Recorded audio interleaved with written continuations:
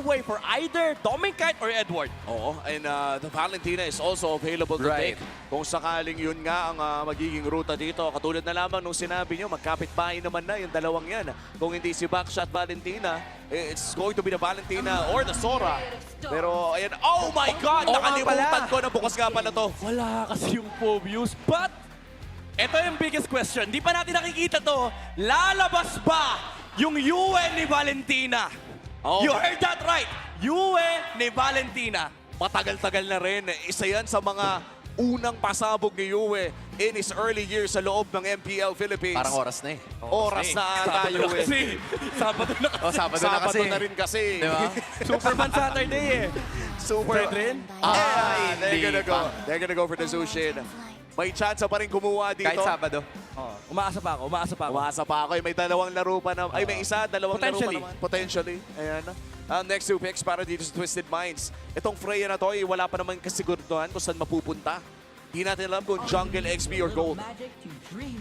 Harley and Eve maybe? Oh, Khalid. Para matanggal din yung Khalid Red 3 potential para kay Light. Now, there is that show para kay Light.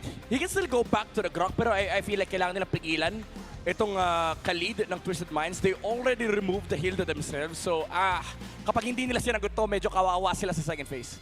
Let's see kung yun na nga ba ang kanilang isasagot as we wait for this third pick.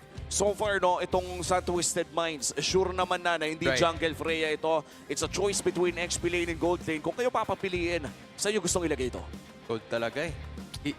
I feel like for me, kasi conventional route, pwede ka mag-Dark Continent if you want to. It's just a really good option kontra doon sa mga pwedeng pang-atake nitong Fredrin and of course, Nakari nakaka-pick up lang. I think the idea with that Fredrin pick na kinuha nila after seeing that Freya is may ton. So there's at least some way to stop it but not entirely kasi hindi siya yung hard crowd control that you would expect coming out of a Fredrin. So meron pa rin galaw na posible si Owl dito if he wants to. Aurora bans the Eve, limiting the mages that could come out from Twisted Minds. Tinanggal na rin yung lapu-lapu ni Edward. Ay, grabe naman yung like cosplay. Oh, yun o. Si Bright yan eh. Si Bright. Oh, isa ba? Sayang. Ay, matanong ko lang no, Midnight. On the case of a Minsitar, during M7 ay nakita natin na pinipick naman against this Freya. Yun! Kalaw-ka-like score, siguro mga 8. Medyo malambot yung ngiti. Ayun o. 8 out of 10. Huwag kang ngingiti. Huwag kang ngingiti, sir. Ready, huwag kang ngingiti. Ayan na. Pwede na.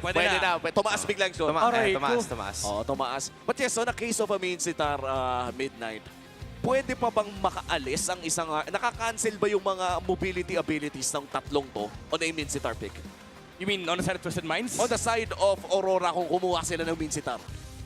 Well, pwede nila i-limit definitely sa loob ng teamfight yung mga dashes from Twisted. Kasi kapag nahuli ng isang Minsitar, let's say you put it on Rome na medyo Dark Continent din. Yun nga eh. Ay mahihirapan yung Twisted Minds humarap dito ng mga teamfight. In fact, first engage ang magiging gameplay ng Aurora. And now, tinanggal na rin yung Grok. So again, removing some of the answers against this Khalid.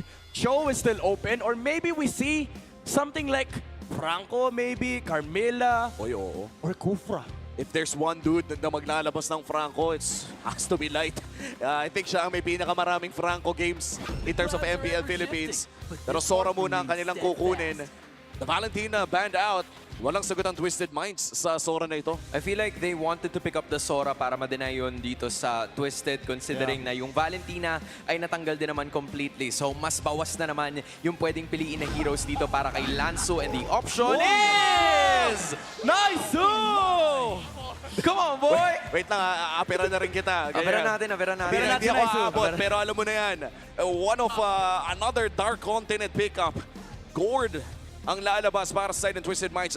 Correct me if I'm wrong, recently got good buffs sa ating last batch. And kung nakakalimutan nyo na, nung S11, S12, sila din yung pasimuno niyan. Yung pagbabalik ng Gord, yung pagbabalik ng Gord, ini-spam din yan. Actually, itong dalawang coaches natin sa magkaibang team, And it is gonna be up against Fredrin, which is naturally a good answer kasi may KitKat to slow him down. Well, after makita ang draft, sigurado may hula na ang ating mga super fans. Kung gusto nyong manalo ng 1,000 MLBB Diamonds, ipredict lamang ng tama ang match na ito. Scan the QR code para malaman kung paano nga ba sasali sa ating promo. At ito na nga ang ating MPLBH Super Fans prediction. 77% ang naniniwala na mananalo ang Aurora Gaming dito. So shoutout doon sa 23% na naniniwala sa Minds. And from the looks of it, pasok dito sa branding ng Twisted Minds, headed by Coach Bonchan. Itong Dark Continent pick na gagamitin itong si Sean Tidaba. They saved that best pick for last with that gourd used in week 2. Yeah. But even though it looks like a nightmare to deal with, for Aurora, simple lang ang solusyon nila. May dalawang items na papatay sa lineup ng Twisted Minds. Once Demon Kite or the Fredrin gets both Raiden Armor and Chastise Pauldron, ang laki ng damage mitigation for Aurora Gaming Philippines. And let's see kung aabot nga ba sa punto na yon as we go on to this game number 1 of this best of 3 series. Twisted Minds ang pumili ng Dangerous Grass. And with the Dangerous Grass map selection, nakakalamang ba na pwedeng magbato ng mga hidden na Mystic Gush itong gourd na ito, no? Alam mo, may mga ambush plays kasi itong Twisted Minds. Sunod nung nabanggit mo, yung gourd na nagtatago sa bush, nakaka-bad trip yan. Tapos pwede niya kasing i-check lahat ng bush. So, natitake advantage sila yung Dangerous Grass also while limiting yung movements sa side ng Aurora Gaming Philippines. And then also, the fact na yung Khalid ay pwede rin manggaling sa bush at combohin ka na kanyang basic attack, passive plus first skill ay masakit sa ulo. Oh, pero masakit din sa ulo ang mga poke na nanggagaling kay Yue. This is the typical Zushin experience kapag may kalabang kang magaling na Zushin sa RG. Tol, parang lagi nangyayari sa Khalid, no? Kawawa lagi yung Khalid during that first minute wherein kung sakali na mabawasan o magalusan siya doon, it's gonna be a significant advantage towards that mid-duo. But so far, Kaloy, limit testing yung kanyang HP bars dito. Hindi niya hinahayaan na basta lang mawala itong roamer para sa Twisted. Oh, tsaka hindi rin niya ginagamit agad yung flicker, no? Usually kapag umabot ka sa 50 HP, 80 HP, gugustuhin mo nang mag-flick. Yeah. Pero nandiyan naman ang disiplina para sa Twisted Minds as we head on to our first objective fight. 10 segundo bago lumabas ang pinakaunang pagong. Sino ba nakakalamang in terms of early game power spikes? I would say there is a way for Aurora to take this turtle fight. It is a Predator and a Sora in the front line. Pero kasi may Freya paparting. So this is still a big advantage for Twisted Minds. Knowing na malilate dito yung carry, nakat na yung wave, there's 4 members here on the side of Twisted. Umpisa na ang pagong. It's actually a 5v4 situation since kakadating na ni Owl tapos medyo made-delay. Itong si Domain Kaloy nandun na sa may bandang unahan and then it's gonna be another ultimate Crimson Beacon and then MP the King is gonna be taking this first turtle at papanatan niya bigla si Yue. Sean with the Mystic Gush. Wala pa ibang magagalusan. Lanzu will continue at ibibigay niya ang shampoo patungo kay Edward. It's 2-0. May kasama pang pagong. Grabe, may price and drinks pang kasama. Twisted Minds getting everything in that early fight at rekta invade ata ang call ng Twisted Minds. But taking it safe, Kaloy, magpapahinga muna. Ang ganda na naging start para sa Twist. Yeah, full packaged, and this is where you start losing tempo here for Aurora, and Twisted gains one. Yung fact lang na kailangan nilang bantayan yung buff ng Fredrin limits their movements on the map, limits their river movements, and that also means na yung access nila sa magkabilang side lane ay hindi nag-e-exist. Twisted Minds now have the right to dictate kung saan papunta yung pressure ng mapa, pero lumalaban pa rin dito yung Aurora. Raging Sandstorm right away, mamunta kay Light, and that's gonna be another card down the table para dito sa Aurora. Si Demon kahit ang hinahabol ni Kaloy. MP na King sumusunod na rin. May taunts na gagawin, may dash, may flicker pa si Kaloy, pero wala siyang tatamaan doon. In fact, mababaliktad pa yata ang sitwasyon kasi si Demon kahit ang Yue ang umahabol ngayon para pamagsakin ang roamer ng Twisted Minds. Rora with a clapback. Medyo nag-overheat ata ang Twisted Minds doon. Napasobra si Kuya Kaloy. Ginamit pa niya yung flicker para maabot dito yung Fredrin. And there's a good punish coming out from Aurora. And even though, sabihin na natin nga malaki yung kalamangan dito ng Twisted Minds, kailangan nila mag-ingat kasi may carry pa rin naman sa side ng Aurora and they have insane peel for this carry pagdating ng late game. Imagine mo, lalabanan mo yung frontline na isa pa lang ng Sora ang hirap ng kalaban eh. May Fredrin pa na unlimited stun. Kumbaga hindi lang unlimited yung unlimited damage yung pwede nila i-dish out. Kahit gaano katagal yung team fight, walang problema para sa Aurora. Multiple crowd control instances across 4 members na pwedeng ang promotekta dito kay Domenkite. And yun din siguro yung sakit sa ulo, no? If you're playing a Freya, wala ka namang... Ay, well, may purify siya. Purify. Nag-purify pala. Buti na lang.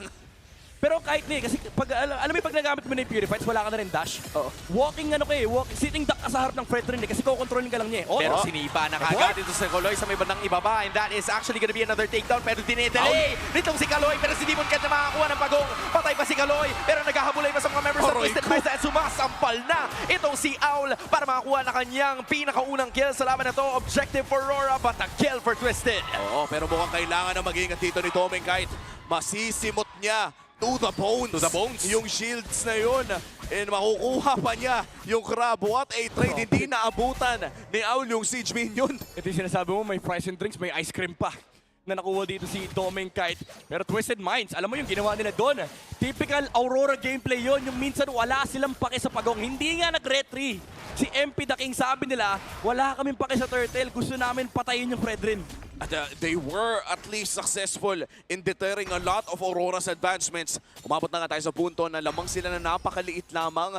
But in this stalemate, na habang tumatagal, para bang medyo kinakabahan din ako eh. May carry. Yeah. Ang Aurora, hindi pwedeng ganito lang kaliit yung lamang if you're Twisted Minds. Yeah. As much as nakikita natin yung Twisted Minds umaabante sa mapa, hindi pwedeng yung Fredrin lang pinipressure nila. At some point, they have to limit the farm of Domeng Kite. Oo. At by the way, no, ibang klase, si Few pa ang naglaro ng Gord 671 days ago. Ganun po katagal naghintay si Naisu na lumabas ang hero na ito. And right now, the drought ends. Si Sean ang magdadala. 3 letra din yung nasa dulo ng pangalan niya. Yeah. And makikita natin, Aurora now controlling the tempo in the river. They're now rotating towards the carry. Domeng? Kahit ang kanila binabanatan nakapag-flicker kagad. At dito na naman yung mga rest back. Actually, 5 yan pare. Paano makakataka si Kaloy? Makakapag-flicker palabas. Same din ang gagawin ni Owl. So the heist will not happen. Pulasan agad ang Twis. Maganda sana yung nangyari para sa Aurora. Kaso nga lang, na-burn din naman dito yung flicker ni Domeng Kite. And MP the King just trying to force the trade on the top side. Sila pa yung una makakabasag ng tower. But still, the idea is still complete for Aurora. Sabi nila, babantay lang namin yung carry, dadaling ka namin Domeng sa late game. Oo, ibang klase rin pala yung split push pressure na binibigay ng isang Harley. Domeng Kite up against Owl. Hindi na ata niya piplikera pa. Naramdaman niya si Kaloy. At masasaktan ng bahagya. Pero naku, si Kaloy ata madadali. Men, hindi niya ata na-in-expect ni Kaloy. Ang damage output na nanggaling kay Domeng Kite. That's a solo kill. And a turtle na mapupunta sa Northern Lights. Things are looking good for Aurora in this next minute. Parang 2 beses na nangyayari kay Kaloy. Yun na. Dito na magsisimula yung shift ng momentum mo, enhance Aurora. Kita naman natin na yung frontline nila ay ang hirap tibagin. And even if ipilit ng Twisted Minds, kailangan nila isipin, nasan yung Zushin, nasan yung carry. May ulti pa ba si Domeng Kite? Kasi anybody that stands in front can be bursted down. Stick dodge, ginamit na rin itong si Sean. Tapos may shampoo na naman na gagawin. Pero si Edward buhay pa rin. May push na gagawin. In-isolate po ng iba kundi si Lanzo. Pero si Kaloy na naman ang mamamatay. Lanzo lumatakbo. Light is still gonna be there. Yu is gonna be taking the brunt of the deadly magic. But he's gonna be A-okay. Ligtas pa rin ang iba sa mga members ng Rora. Isa bumagsak. Ayun, punta sila sa gitna. Light nandun na naman. Hinahanap yung ibang target. But that turret will be more than enough para umiska po sila. Wait lang. Parang ang linis nun, pare ah. Napakalinis talaga, as you can see on the graph. Kills don't matter for Twisted Minds as the tempo started to shift on the side of Aurora. These few towers in kills na nakuha nila has set up a big advantage. 1K kagad yung kalamangan dito ng Aurora. And the biggest problem on the side of Twisted Minds right now is napakayaman ni Domeng Kite. Oo, at napakahirap na rin patayin. That was another attempt coming in from Twisted Minds at mukhang itutuloy nila ang pag-push dito sa may bandang top side. MP the King trying to deter Domeng. Pero gagamitin niya ang kanyang deadly magic. At least madedepensahan nila yung Tony doon sa taas. This is already a significant amount of gold lead na hinahawakan ni Rora. Nasabi nyo to, kani-kanina lamang na napapanatili ng Northern Lights towards just 8,000 gold lead and below yung kalamangan ng Twisted. And then one team fight has managed to change it all para sa kanilang kupunan. Now Owl needs to find a way para ma-dish out niya yung damage kay Domeng Kite. Kasi si Sean at si Owl yung hindi pa nagagalusan dito sa kupunang ito. So the magic and the physical damage would come in handy at some point. Maybe even 10 minutes or so. Kaso yun yung problema eh. Si Domeng Kite yun, si Mr. President, ang dami niyang bodyguard. Right. VIP, mayaman yan, protektahan nyo yan. dahil siya talaga yung primary damage dealer on the side of Aurora, and there's so much peel with the Zushin, with the Brethren, and the Khalid. Ang daming sasalo sa damage ng Twisted. At magiging komplikado din para sa Twisted Minds ang pagpasok nila sa Lord Pit na ito. Half HP, hawak na agad ito ni Demon Kite. At mukhang si MP the King. Ay, grabe! Yue, buhay pa nga ba? Wow. Ginamit niya yung Crimson Beacon. The shield. That was enough para makawala. So wala nang ultimate ngayon itong si MP the King, pero same could be said para kay Yue. They might restart this off. Babalik na naman sa Lord Pit. Sa tahanan yung Lord. Isasayaw na naman ito ng Aurora. Lansu giving good vision for the side of Twisted Minds. Si Kaloy din ay nariyan, pero mukhang hindi nila alam na si MP the King ay nagsisimula pa lamang ng kanyang purple. Recta Lord Dance tayo. Ito ang pinakaunang Lord ng larong ito. At sinasayaw na agad ng Aurora Twisted Minds. Itong pinakaunang objective. Dalawang sistema yung in-play dito. Sistema ni Bonchan at sistema ni MTB. Sky Piercer is up on Yue. So the shred and the burst is really open now for Aurora. Kahit sino makita nila, pwedeng bigyan ni Light. At hinihintay natin kung sino nga ba ang unang magpo-pull ng trigger. Slight gold lead for the side of Aurora Gaming. Si Owl ay nakita na ni Yue. Hindi niya mapapaangat. Pero si Edward in the vicinity as well. Lansu nandun lang sa may bandang balbas. Demon kahit papalik. May sipa na naman siya gagawin at walang iba kung pupunta kundi kay MP the King. Pero sila pa makakuha. And then Edward takes another one down. One more. Ibang klase yung set na ginawa ng Aurora. Si MP the King nasa may muna likuran. At hindi na makukuha yung Lord. It's gonna be Demon Kite. Unleashing the wrath. Hinahanap nila si MP. Crossover won't work.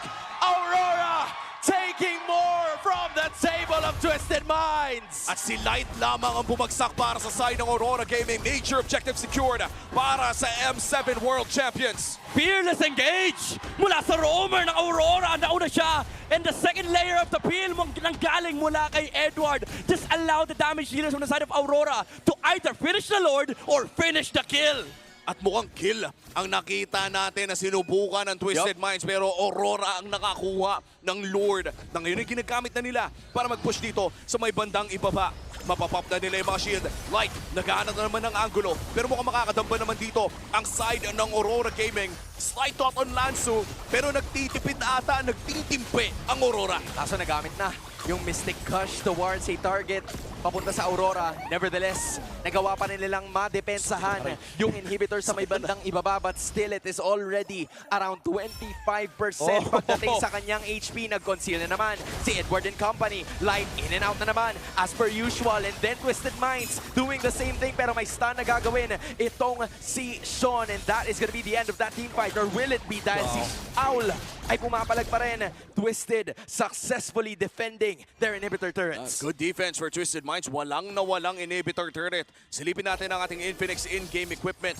Looking at our gold laners Midnight, mukhang nakakalamang na nga talaga by 2,000, and this is a large margin para sa ating gold laners. Super behind, hindi lang pagdating sa gold but also the ease of execution for Twisted Minds. Ang hirap pumasok para kay Owl, even with the Purified. The problem is, kahit si Pancha ng Cho, there is a second layer of engage mula kay Edward. Pwedeng tumalon yung Sora sa may bandang likuran at mahuli si Twisted Mind. And the number one problem that they're facing right now is hindi nila maabot si Domeng Kite. Oo. At kung subukan man nila, no, parang yung umaabot mismo kay Domeng ay natutunaw na. Kaya naman rekta pag-invade ang gagawin ng Aurora Gaming as we head on to potentially another big objective fight. I don't think Twisted Minds want to find a team fight bago magsimula to. Pick off ata ang hanap nila. It's kind of hard, you know, like their way to pick off is with the Harley. Pero pag tinignan mo yung mga frontliners ng Aurora, ang dami nilang Radiant Armor. Umuulan ng magic defense sa side ng Aurora. Dagdag mo pa dyan yung Chastise Squadron na ultimate counter laban sa Harley. Kaya atakihin mo siya, kaya ultihin mo siya, hindi siya mamamatay. It's really getting very hard para sa Twisted Minds sa makahanap ng opportunity. And for Aurora Gaming, kailangan lamang nilang laruin ang upcoming Lord na ito. In terms of team fights, nakikita na natin yung kalamangan na meron dito ang Aurora Gaming. And for Domeng, kahit isang item na lang ang inaabangan niya, ganyan kayaman ang gold laner ng Aurora as we start this second Lord of the game. In terms of the Lords, nauna ang Aurora at mukhang gusto na agad nila ng pangalawa. Papato na naman itong si Kaloy. Lansu naghihintay na naman ang tamang pagkakataon, pero si Demon Kite nandun sa may bandang likuran. Magpapato na naman, but Domeng Kite is still gonna be the one taking this Lord. At si Yue mababanatan, pero binalik niya sa kanyang mga kakampi. Get away from me, says Yue. Owl, sinusubukan ng tambahan niya iba sa mga members ngayon ng Aurora. Oh! Dominicite dishing out that damage at nawala ng parang bula si Owl. It's Aurora full confidence in game 1. Gitnang gitna on that Appraiser's Wrath. And with that, Aurora Gaming not only securing the Lord, but also a winning team fight. Look at this. From minute 7, hindi na nakabango ng Twisted Minds. Full macro control mula sa Aurora. Dinala nila to sa international stage. At ngayon binabalik sa Pilipinas. Sa harap ng kanilang mentor, this is how you play the Lord Dance. Light, sinipa niya kagad yung Khalid. Even though na-dodge with the CC immune from the Raging Sandstorm, it did not matter kasi again, the number one problem is, how do you go to the carry on the backside? Oh, at hindi nga nila naisagot yun. Aurora Gaming using the Lord to secure that bottom lane inhibitor turret. Kanina sa unang Lord push natin ay hindi sila nakukuha ng inhibitor, but this time around, hindi lamang inhibitors ang target nila, kundi jungle camps na rin. Sinisimot na ng Aurora ang mga resources ng Twisted Minds at hindi pa nga sila tapos. Gusto nilang kunin ang mid lane and top lane inhibitor turrets as well. Ramdam mo yung pagiging pasensyoso nitong Aurora. Hindi nila kinailangan na pagsabayin yung tatlong lanes. All they had to do was to get one inhibitor. Pero para sa Twisted Minds, ang nagiging problema para sa kanila ay wala nang natitirang jungle creeps. Just take a look at this replay and how they were able to play this Lord fight. Look at this kick from Light. Even though na-dodge ni Kaloy yung sipa mula dun sa Joe, look at the backside. Kahit nakatalon yung glue dito kay Dominicite, it did not matter. The peel was there from Aurora. The damage dealers were being zoned out. Walang papatay kay Dominicite. Yung mga damage na tinatanggap ng carry dito, negligible at this point. Oo, tsaka nila-lifesteal na rin niya pabalik eh. The moment na mag-ulti itong carry na ito at makabanat ng konti, bumabalik din ang kanyang buhay. But this might just change a couple of things. Malefic Roar, locked in para dito sa Freya. At least mas bumabakat na yung damage niya. At 45 seconds pa naman bago lumabas ang susunod nating Lord. Ganda pa nung item purchase dito ni Dominicite. Winter Crown para hindi siya masakyan ng glue. And also hindi siya tamaan ng Deadly Magic. Multi-purpose item prioritization here for Dominicite. Sa sobrang yaman niya, pwede niyang bilhin ng item yung Freya. That's true. At this point, no, this is a 12K carry na pwede niyang ibenta yung boots niya at some point. And at this point, nandito naman tayo sa, as you said, yung Winter's Crown. Oh. Hindi na pala Tranchon. Nag-grow na siya. Nag-grow na siya sa player. Ayun. Winter's Crown na dalawa yung nakaka-counter on the side of Twisted Minds. Things are not looking good para sa Twist. Meanwhile, for Aurora, parang pwede na lang nilang antayin yung susunod na Lord.